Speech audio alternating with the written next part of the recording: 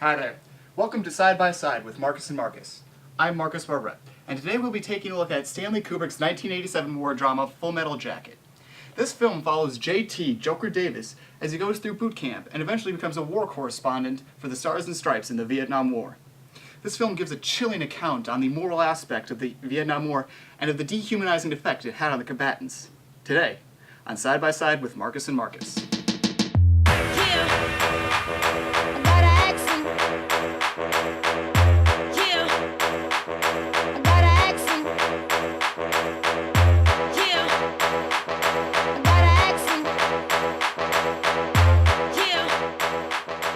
Like I said, I'm Marcus Barbret. And I'm Ryan Marcus. Today's movie is Stanley Kubrick's Full Metal Jacket. Now, I like this movie because of the tremendous way it deals with highly emotional content. There are many scenes that deal with such disturbing content such as murder, widespread terror, and slaughters. While these scenes are disturbing and distressing to some viewers, and believe me, Kubrick doesn't hold back on any of these scenes ultimately help to give the viewer a better image of how the soldiers dealt with their situations. In this next scene, we see the main character, Joker, and his squad attacked by a sniper that has nearly wiped out their entire group. Confronted by the sniper, Joker panics and can't bring himself to shoot her, despite his "Born to Kill" slogan on his helmet.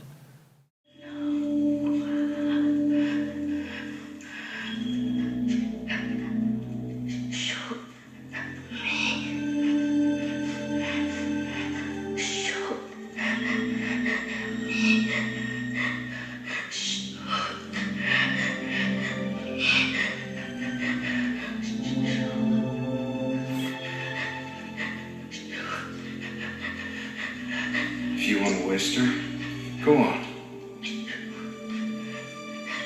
Waste her.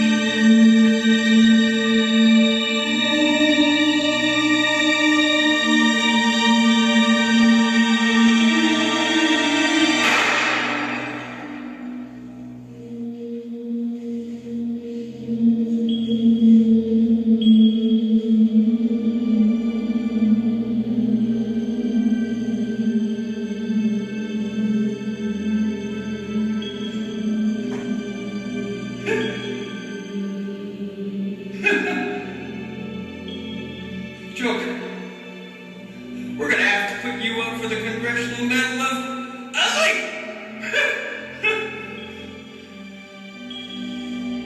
Hardcore, man. Fucking hardcore.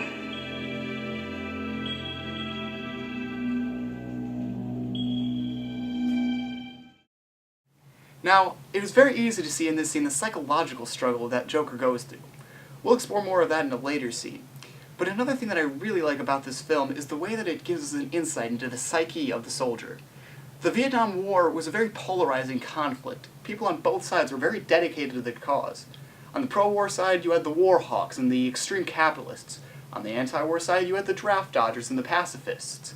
They both dealt with this in different ways, and caught in the middle were the soldiers. Even if they didn't necessarily agree with the war, because of the draft, they were forced into a war that they may have not agreed with in the first place. And some dealt with it in some very interesting ways, to say the least. You get people like Animal Mother, or the unnamed door gunner, who just kind of lose it. They don't have any real moral sense. And because of this, they end up slaughtering many Vietnamese people.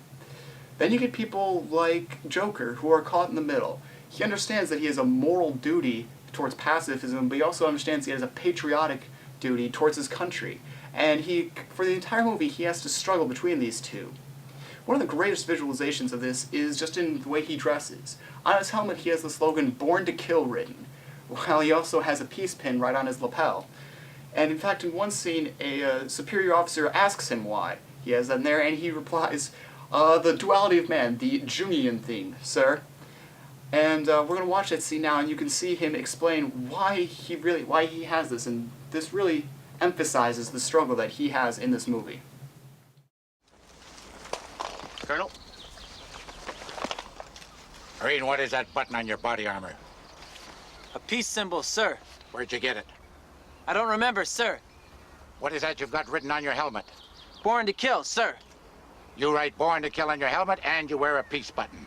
What's that supposed to be, some kind of sick joke? No, sir. What is it supposed to mean? I don't know, sir. You don't know very much, do you? No, sir. You better get your head and your ass wired together, or I will take a giant shit on you. Yes, sir. Now answer my question, or you'll be standing tall before the man. I think I was trying to suggest something about the duality of man, sir. The what? The duality of man, the Jungian thing, sir. Whose side are you on, son? Our side, sir. Don't you love your country? Yes, sir. Then how about getting with the program? Why don't you jump on the team and come on in for the big win? Yes, sir. Son, all I've ever asked of my Marines is for them to obey my orders as they would the word of God. We are here to help the Vietnamese because inside every gook there is an American trying to get out. It's a hardball world, son. We've got to try to keep our heads until this peace craze blows over. Aye, aye, sir. Couldn't agree more, Mark. Finally, this movie serves as a superb example of a black comedy. Kubrick is known for his dark style of humor and use of heavy contrast between depravity and innocence. Many scenes in this movie have contrasting elements in them. Private Leonard Gomer Pyle Lawrence is a perfect example of this. He's a very simple, not particularly bright, and seems very childish and innocent. He often butts heads with Gunnery Sergeant Hartman, who epitomizes the exact opposite of that. He's vulgar, rude, and loud. Though this is a decent example, the best example is the very last scene of the movie. The scene features a large group of soldiers walking through the burning landscape of Vietnam. Joker provides us with a closing voiceover of his view of the war after he has gone through a great mental flip-flop. Watch now and listen closely to this recognizable song.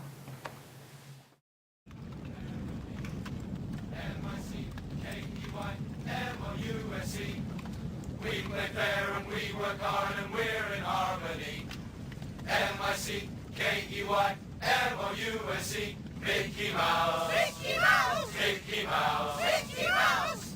Forever let us hold our banner high, high, high, high. Boys and girls from far and near, you're welcome as can be.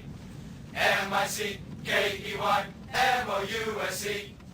Who's the leader of the club that's made for you? My thoughts drift back to erect nipple wet dreams about Mary Jane Rottencrotch and the great homecoming fuck fantasy. I am so happy that I am alive, in one piece, and short. I'm in a world of shit, yes, but I am alive, and I am not afraid. M-I-C-K-E-Y, M-O-U-S-E. Who's the leader of the club that's made for you and me? M-I-C-K-E-Y, M-O-U-S-E. Hey there, hi there, ho there, you're as welcome as can be. M-I-C-K-E-Y, M-O-U-S-E. I concur completely. Now, the one thing that I do not like about this movie is the way in which Kubrick ends the film. After the confrontation with the sniper, we get one small scene, the scene we just watched, with all the soldiers marching with the Mickey Mouse theme in the background. Now, Kubrick does not give us time to ponder Joker's intense, dramatic, and mental change. He simply confronts the sniper and then the movie is over. Joker is a completely different person than when we first started the film, and yet we do not get to see the ramifications in this. Though I do like the movie, I would have liked to see the transition continue as Joker continued his explorations in Vietnam. That being said, Kubrick, in all, makes this a very good film to watch. It has a unified plot, its characters are amazing, they go through profound mental change, and it's just a good movie to see, really, of what Vietnam was like. For this reason, I give this film a 1, 2, 3, 4 popcorn bags out of 5. Thank you, and we'll see you next time on Side by Side with Marcus and Marcus. I'm Marcus Barbarette. And I'm Ryan Marcus. Thank you, and have a nice day.